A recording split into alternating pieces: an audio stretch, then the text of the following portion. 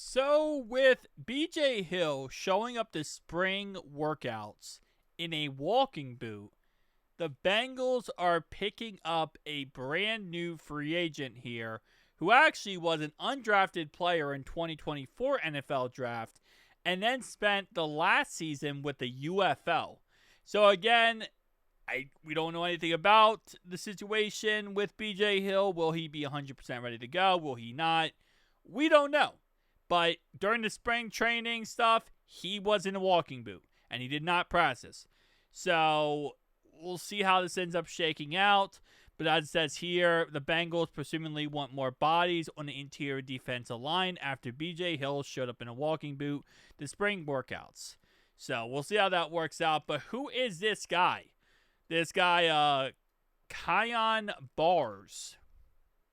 Fun name. Well, he went to USC. 6'2", 290 pounds. He scored a prospect grade of 5.65. Okay. Draft projection, priority free agent. Strengths, comes off the ball with proper pad level into blockers at the point of attack. Uses subtle but effective lateral movements to elude square blocks, effective use of spin moves to disengage from run blocks, plays with a consistent hustle to chase the play, might have enough hand/foot quickness off the line, off the snap to create a rush in the gap. His weaknesses are plays with a tight base from his hip to his knees, below average attacking / controlling the blocker in front of him, doesn't play with the ideal body control and fluidity in his movements, only one season of any real pass rush effectiveness, and pass rush stalls when his initial charge is muted. Interesting. So they don't even have this player is quote unquote this player would compare to this other guy in the NFL.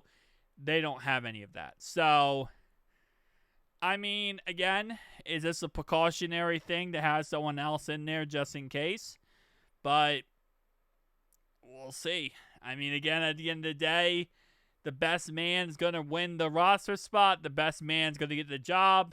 We'll see if this ends up being, potentially this guy. At the end of the day, this is why training camp is so beautiful, because some people that you might never think would ever potentially have a chance has a chance. It's really whoever does their best in training camp and preseason and all that kind of stuff. So it does say his overview is interior lineman with below average frame and physical traits relative to the NFL game. Bars plays hard and is able to create favorable angles for himself despite some lower body tightness and unorthodox movement.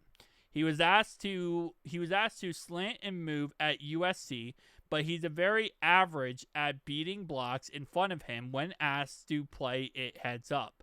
I don't expect Bars to be on the field for a pass rush situation, so he will need to prove he can play his best ball in a one-gap system to make a roster as a 4-3 interior defensive tackle. So he's a run defender, and that's pretty much it. He's not going to be a pass rusher. So his pure thing is going to be a run defender. Which, okay. Again, we got them on the roster right now. Guys who are... TJ Slayton, for example, isn't really a pass rusher. He's purely a run stuffer. So it's not like you can't make a roster based on that one fact. You can. Not always the case. You're going to make the roster based on just being a one, I don't say one-trick pony, but being really skilled in one category. But hey, sometimes you can, sometimes you won't. It's going to be a little bit more difficult, obviously, but yeah. Candidate for bottom of the roster or practice squad. Okay, so that's where the prospect stuff comes in. Okay. Yeah, so this guy was never really set / projected to become anything. But hey, prove them wrong, buddy. Prove them wrong. Because we dang straight need it. We dang straight need anyone on this defense who wants to prove it wrong. Tell me down below your thoughts, opinions, guys. I'll see you guys next one. Peace out.